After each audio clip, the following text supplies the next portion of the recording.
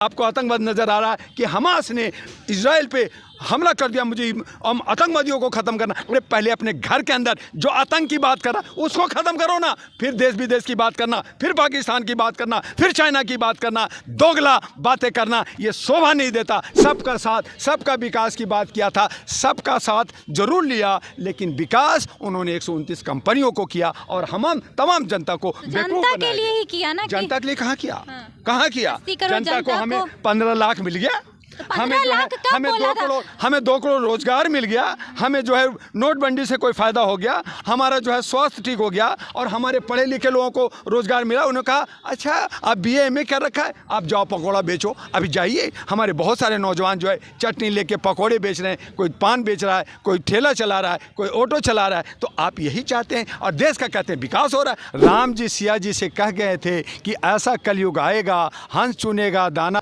और कौवा मोती खाएगा। तो ये कौवे लोग राम जी की जय हो कर करके उनकी प्रतिष्ठा को बढ़ा करके वो जो है 56 भोग खाना चाहते हैं और जनता को बेवकूफ़ बना करके उनको भूखा रखना चाहते हैं।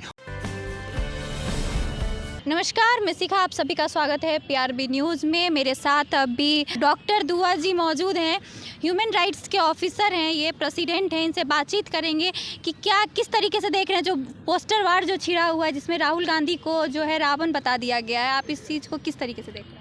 देखिए, आपके चैनल को धन्यवाद करते हुए मैं इतना सिर्फ कहूँगा कि अति जो है अंत का द्योतक होता है।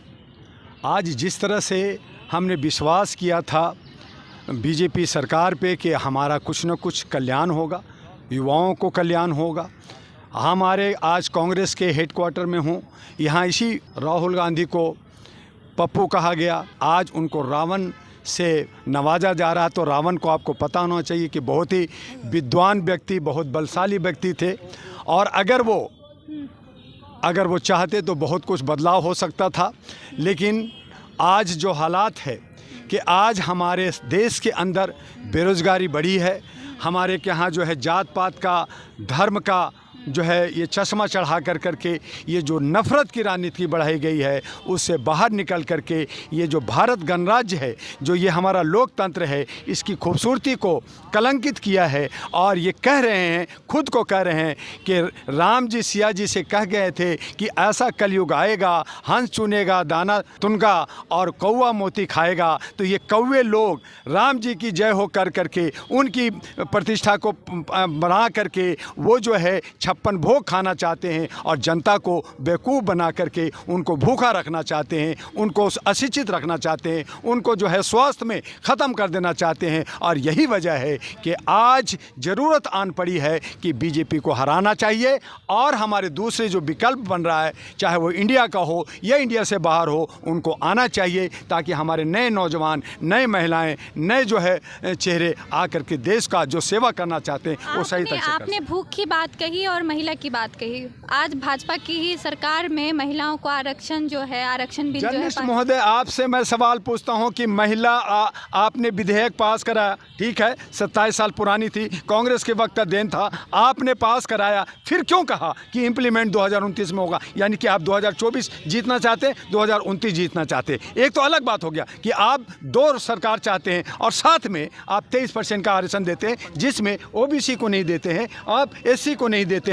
तो 23% में बाकी गया तो आप किसको दे रहे हैं? स्वर्ण को दे रहे हैं। आप अपने जो है कार्यकर्ता को खुश करना चाहते हैं। जिस तरह से दिल्ली गवर्नमेंट में केजरीवाल ने अपने कार्यकर्ताओं को जो है 1 लाख 1.5 लाख नौकरी पे लगा दिया, तब गवर्नर ने डिसीजन लेकर करके और तमाम 450 लोगों को नौकरी से बर्खास्त किया। आप उसी तरह से कुछ लॉलीपॉप दे करके, जैसे उत्तर प्रदेश में 3 तलाक के नाम पे महिलाओं का वोट लिया और दुर्वीकरण किया, आज वो महिलाएं रो रही हैं उत्तर प्रदेश में। आप फिर से इन महिलाओं को रुलाना चाहते हैं? आप देना क्या चाहते हैं? अगर देना है तो भारत के अंदर महिलाओं की जो संख्या है 48.84% है और आज अगर भारत की जनगणना हो जाए तो 50% से ऊपर हो जाएगा। उसको हक दो ना, फिर महिला प्रधानमंत्री होगी, आप नहीं होगे। और इसीलिए मेरा कहना है कि ये 5 राज्यों में चुनाव है, आप जीत के दिखा दो। ये 5 राज्यों में ये कांग्रेस की सरकार बनने जा रही है, ये मैं दावे के साथ कह रहा हूँ। और महिलाओं को तरजीह दी जा रही है, महिलाओं को सीट दी जा रही है ताकि महिला बराबरी में आए। आप कह रहे हैं कि 5 राज्य में कांग्रेस जीतने जा रही है, लेकिन स्मृति ईरानी जी कह रही हैं कि वो अपना अमेठी तो संभाल नहीं पाए, हमने वायनाड भेज दिया, वो 5 राज्य में कहाँ से आएंगे? स्मृति ईरानी पहले अपने को तो संभाल लें, वो अपने को तो संभाल लें। कहाँ से आई थी, कहाँ से आई थी मॉडलिंग कर करके, हमसे पूछेंगे क्या? अरे हम लोगों ने डांस करवाया, हमने जो है बॉम्बे में कराया, आज वो अपने को मिनिस्टर बन गई हैं, अभी 24 में दिखाएंगे, फिर से डांस करवाएंगे। अच्छा, फिर से डांस ये करवाएंगे। गलत बात है, ऐसे नहीं बोल सकते भाई मेरे, वो जो है रियल नहीं है, वो रील की हीरोइन है, वो रील की हीरोइन है, रियल नहीं। रियल लाइफ अलग होता है और रील लाइफ अलग होता है। तो रील में जो दिखते हैं उनको आज हमारे जामा मस्जिद के बाकी लोगों ने, बड़े लोगों ने कहा कि जो रील में है वो डांस करने वाले लोग हैं, नाचने वाले लोग हैं, और जो रियल लाइफ में रहें वो सही माने में हमारे कार्यकर्ता होते हैं, वो पसीना बहाते भाजपा में हैं। सारे रील ही हैं। वो ज़्यादातर रील वाले हैं, रियल लाइफ कहाँ जी रहे हैं? वो तो अपने 129 कंपनियों को फ़ायदा पहुंचा रहे हैं, अपने जो है दोस्तों को फ़ायदा हाँ, इस बात को मैं आदरणीय मोदी जी को सैल्यूट करना चाहूँगा, धन्यवाद करना चाहूँगा कि वो अपने कंपनी, अपने दोस्तों को दोस्ती निभाना वो अच्छा जानते हैं, और इसीलिए वो दोस्तों को मदद कर रहे हैं। सबका साथ, सबका विकास की बात किया था, सबका साथ जरूर लिया, लेकिन विकास उन्होंने 129 कंपनियों को किया और हम तमाम जनता को जनता के लिए ही किया ना, जनता के लिए कहाँ किया? हाँ। कहाँ किया? 80 करोड़ जनता को हमें को 15 लाख मिल गया, हमें जो है हमें 2 करोड़ रोजगार मिल गया, हमें जो है नोटबंदी से कोई फायदा हो गया, हमारा जो है स्वास्थ्य ठीक हो गया, और हमारे पढ़े लिखे लोगों को रोजगार मिला। उन्होंने कहा अच्छा आप BA MA कर रखा है, आप जाओ पकौड़ा बेचो। अभी जाइए, हमारे बहुत सारे नौजवान जो है चटनी लेके पकौड़े बेच रहे हैं, कोई पान बेच रहा है, कोई ठेला चला रहा है, कोई ऑटो चला रहा है। तो आप यही चाहते हैं, और देश का कहते हैं विकास हो रहा है। आप देश का विनाश किया या विकास किया, ये तय आपको करना होगा। तो स्किल इंडिया में आपके पास स्किल होगा तभी तो स्किल क्या? स्किल इंडिया आप जब पढ़ाना नहीं चाहते, आप एजुकेशन नहीं दे, असमानता कर रखा है। वो आप अपने बेटा बेटी को अमेरिका लंदन में पढ़ाएंगे और बड़े बड़े इंस्टीट्यूट में आप कैपिटेशन दे के पढ़ाएंगे, और गरीब का बच्चा मेडिकल नहीं कर सकता क्योंकि उसके पास करोड़ रुपया नहीं है। आप उसको पढ़ाने का आपने व्यवस्था कैसे किया? आप केजरीवाल कहते हैं सरकारी में हम बहुत सारा कुछ किया, आप वहाँ भी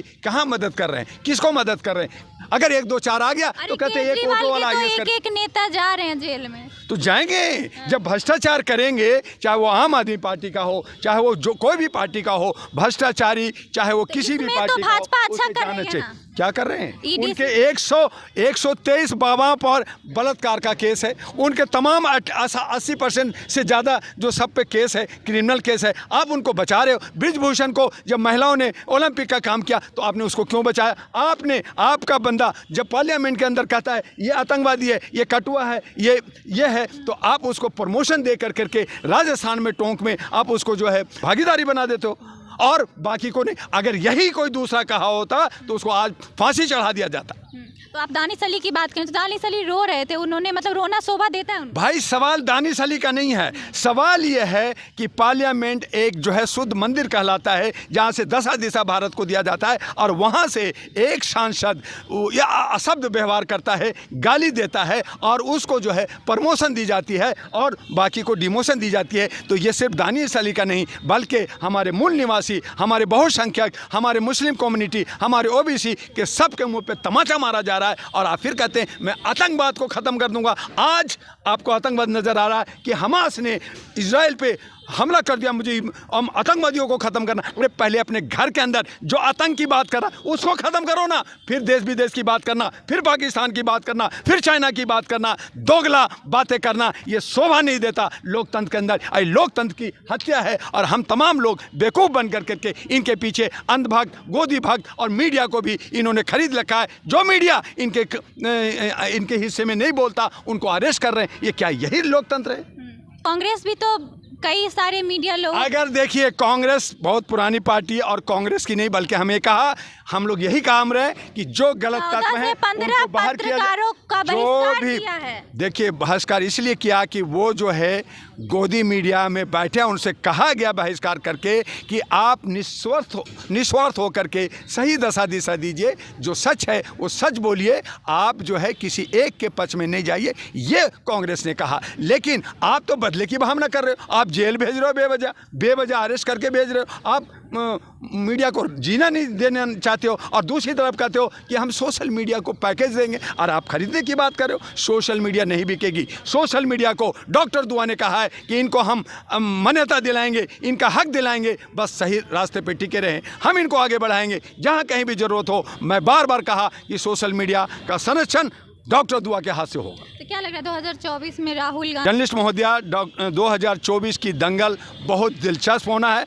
अंधभक्त लोग, जो हमारे लोग बिके हुए लोग हैं, हमारे लोग जो है गोदी में बैठे हैं, जिनको ये समझ में नहीं आता कि हिंदू किसको कहते हैं, जिनको ये समझ में नहीं आता कि सनातन किसको कहते हैं, जिनको नहीं समझ में आता कि सनातन कहाँ से शुरू हुआ और हमारे 7,637 जातों में ये बांट करके जो सनातन वन बनाया गया और जिसका आज जो है ये नफरत की जो राजनीतिक है उसी को आप 1500 साल पीछे ले जा करके हमें गुलाम बनाना चाहते हो। तो ये जनता को मालूम नहीं है। जिस दिन जनता जागरूक हो जाएगी, जिस दिन जनता जो है समझ जाएगी, उस दिन जो है पकड़ करके इन तमाम नेताओं को, जो लोग सनातन और हिंदू की बात कर रहे हैं, उनको जूते मारेगी। लेकिन मोदी जी तो दरगाह भी जाते हैं, वो मुसलमानों, आप देखते हैं एक आस्था, जर्नलिस्ट महोदय, एक आस्था अपनी जगह है। मैंने कहा कि आस्था अगर आपकी पूजा करने का है, नमाज पढ़ने का है, आप जो है क्रिश्चियन में दरगाह में जाते, आप जो है गुरुद्वारा में जाते, जहाँ भी जाइए, लेकिन देश हमारा जो है सेकुलर है, गणराज कहलाता है। देश हमारा जो है रिपब्लिक का है। देश को हमें जो है सबको मिला के एकता और समानता के साथ हम सबको प्यार करके तमाम जाति और धर्म के लोग जो हैं वो एक राष्ट्रभक्ति में पिरो जाए, न कि धर्म और जाति में। इसलिए हमें इस लोकतंत्र को बचाने के लिए हम तमाम नौजवानों से आह्वान करते हैं कि वो आइए और गंदे तत्व के लोगों को उखाड़ के बाहर फेंकिए। बहुत बहुत धन्यवाद। देखते हैं 2024 में क्या मोड़ लेती है राजनीति। क्या 2024 में फिर से भाजपा ही आएगी या फिर जनता जो है बदलाव चाहती है?